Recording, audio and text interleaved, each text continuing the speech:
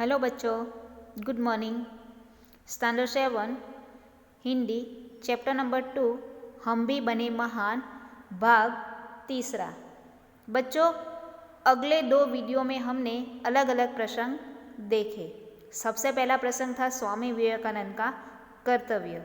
दूसरा प्रसंग हमने गोपाल कृष्ण गोखले के बारे में पढ़ा और तीसरा प्रसंग था सफलता का रहस्य, जिसमें हमने सचिन तेंदुलकर के बचपन का एक प्रसंग पढ़ा।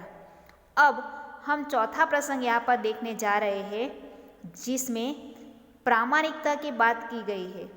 हजरत अली, जिसके जीवन से कुछ प्रसंग यहाँ पर दिए गए हैं और जिसके द्वारा हमें प्रामाणिकता के बारे में जानने को मिलता है। तो आओ बच्चों, हम प्रामाणिकता की बात समझें। एक दिन हजरत अली राज के खजाने की जांच करने गए। काम करते करते अंधेरा हो गया, मोमबत्ती जलाई गई। देखो बच्चों, हजरत अली जो है एक दिन राज्य के खजाने की जांच करने के लिए, जांच यानी कि परीक्षण यानी कि निरीक्षण, तो राज्य का जो कुछ भी खजाना था, जो धन था, उसका परीक्षण, उसकी जांच करने के लिए जाते हैं। और काम करते करते अंधेरा हो जाता है, यानी कि शाम हो जाती है और अंधेरा हो जाता है। मोमबत्ती जलाई गई। तब उस जमाने में लाइट नहीं थी, बिजली नहीं थी, और इसीलिए उस समय मोमबत्ती जलाते थे। तो जब अंधेरा हो जाता है तो हजरत अली ने क्या किया, तो कि अभी थोड़ा काम बाकी था और इसीलिए उन्होंने क्या किया, तो कि मोमबत्ती जलाई। थोड़ी देर बाद 2 सरदार अपने निजी काम के लिए उनके पास आए।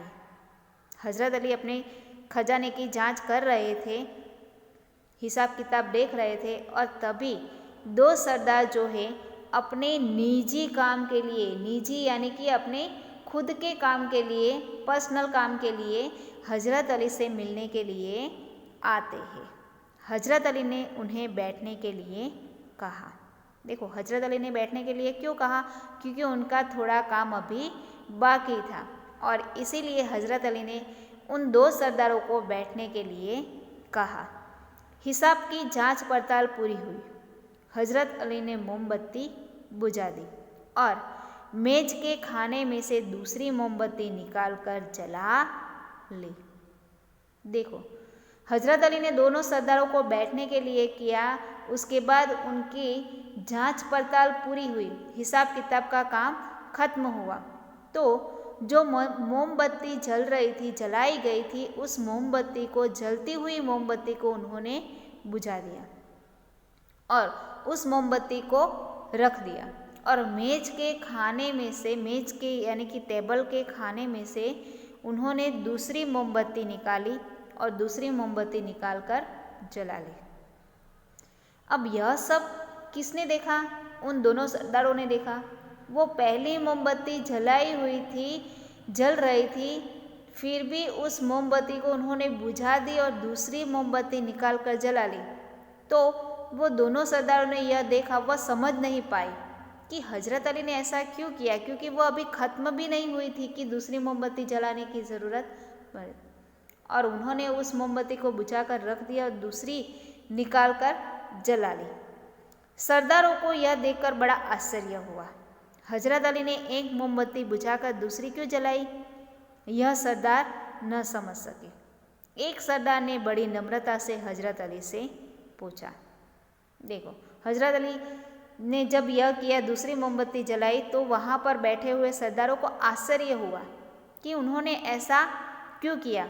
वह समझ ही नहीं सके कि एक मोमबत्ती बुझाकर उन्होंने दूसरी क्यों जलाई। और इसीलिए एक सरदार ने उसे बड़ी नम्रता से, बड़े प्रेम से पूछा कि भाई आपने ऐसा क्यों किया, जलती हुई मोमबत्ती बुझाकर आपने दूसरी मोमबत्ती क्यों जलाई। तो देखो, हजरत अली ने उसका क्या जवाब दिया, बड़े प्रेम से उन्होंने सही जवाब दिया है। हजरत अली बोले, भाई अब तक मैं राजकाज का काम करता था और इसीलिए राज की मोमबत्ती जला रखी थी।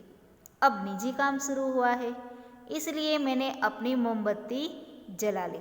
नहीं तो मैं चोर या हरामखोर कहलाता। देखो हजरत अली ने बहुत सच्ची बात की है। क्या कहा?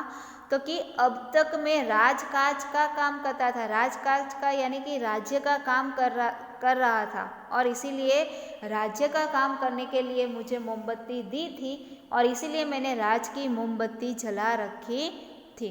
अब राज्य का काम खत्म हुआ, हिसाब किताब का काम खत्म हुआ, अब मैंने अपना काम शुरू किया, और अब वो सरदार भी अपने काम के लिए आए थे, राज्य का काम खत्म हो गया, और अब मैंने अपना काम शुरू किया, निजी काम शुरू हुआ है, इसलिए मैंने अपनी मोमबत्ती जलाई। और अगर मैं अपने काम के लिए राज्य की मोमबत्ती जलाता तो मैं चोर या हरामखोर कहलाता। हरामखोर यानी कि हराम की खाने वाला, जो हराम का खाता है उसे हरामखोर कहलाता है। अगर मैं अपने काम के लिए राज्य की मोमबत्ती जलाता तो मैं चोर या हरामखोर कहलाता, और यह कहलाना हजरत अली को पसंद नहीं था। बच्चों यहाँ पर बहुत अच्छी बात की गई है। अगर हम भी कोई कंपनी में या फिर किसी ऑफिस में काम करते हैं तो कई बार ऐसा होता है कि कंपनी अपने काम के लिए उस व्यक्ति को व्हीकल यानी कि बाइक देते हैं, या फिर कंपनी के काम के लिए मोबाइल यूज़ करने के लिए देते हैं, लेकिन हर आदमी क्या करता है तो कि उस कंपनी की दी हुई चीज़ वस्तु, उसके काम के लिए दी हुई चीज़ वस्तु का वह अपने काम के लिए भी इस्तेमाल करता है।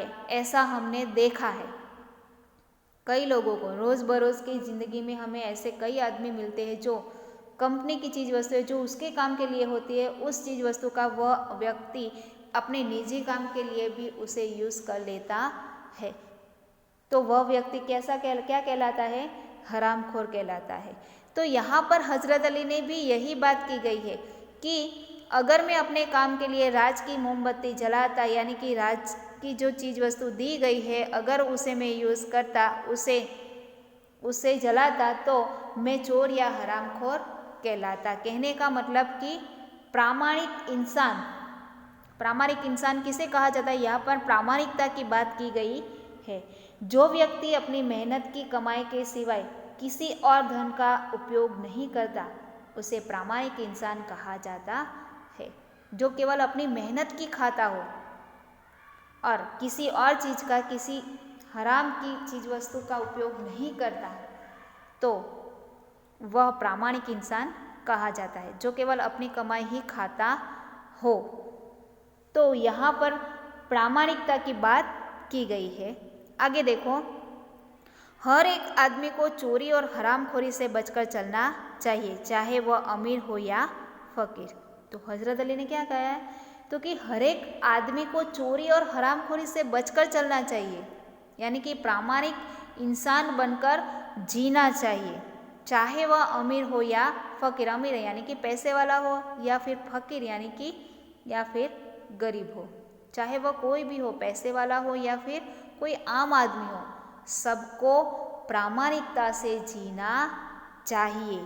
और यही बात हजरत अली ने कही है। देखने में तो यह बात छोटी सी लगती है, पर है बड़े महत्व की। सही बात है। अगर हम किसी कंपनी ने, मान लो कि कंपनी ने हमें कंपनी के काम के लिए मोबाइल यूज़ करने के लिए दिया है, तो उस मोबाइल से हम अपने सगे संबंधियों को भी उस मोबाइल से बातचीत करते हैं, और आधे आधे घंटे तक करते हैं। कहने का मतलब कि हम ऐसा सोचते हैं कि अगर ऐसा करने से उसे क्या फ़र्क पड़ जाएगा। कहने का मतलब कि यह बहुत छोटी सी बात है, देखने में यह बहुत छोटी सी बात है, लेकिन समझने के लिए यह बड़े महत्व की बात है, उसमें समझ बहुत ज़्यादा है। अब हम आज़ाद हो गए हैं। राजकाज का काम तभी अच्छी तरह से चल सकता है जब लोगों में इस तरह की प्रामाणिकता हो। कहने का मतलब कि हमारे राज्य का काम, हमारी सरकार तभी अच्छी तरह से चल सकती है जब सभी लोगों में इस प्रकार की प्रामाणिकता हो, यानी कि सभी लोग प्रामाणिकता से जिए, यानी कि सभी प्रामाणिक इंसान बनने की कोशिश करें, तभी हमारे राज्य का काम अच्छी तरह से चल सकता है। हमारे पुरखों ने कहा है, माँ गृदः कस्य स्विद धनम। हमारे पुरखों ने यानी कि हमारे पूर्वजों ने कहा है। संस्कृत में यह वाक्य लिखा है कि माँ गृदः कस्य स्विद धनम। कहने का मतलब, उसका अर्थ होता है कि किसी के धन माल की लालसा मत करो। लालसा यानी कि लालच, किसी के धन माल की, किसी के पैसों की लालच मत करो। हमारे पास जितना है उसी में हमें खुश रहना चाहिए। यह मनुष्य के लिए सबसे बड़ी सीख है। यह मनुष्य जाति के लिए सबसे बड़ी सीख है। केवल कहने का मतलब कि हजरत अली हमें प्रामाणिक इंसान बनने की बात समझाते हैं। वह भी एक प्रामाणिक इंसान थे। छोटी से छोटी बात का बहुत ध्यान रखते थे। उन्होंने भी यही किया कि जब तक वह राज्य का काम कर रहे थे तब तक उन्होंने राज्य की मोमबत्ती जलाई, लेकिन जब उन्होंने अपना काम शुरू किया तो उन्होंने अपनी मोमबत्ती जलाई। तो बच्चों, हमें भी यहाँ पर शपथ लेनी चाहिए कि हम भी प्रामाणिक इंसान बनेंगे। कहने का मतलब कि हम भी अपनी कमाई, अपनी मेहनत की कमाई से ज़िंदगी जिएंगे। बच्चों, यह वीडियो आप ज़रूर देखें और उसमें जो बात की गई है वह बात को ज़रूर समझें।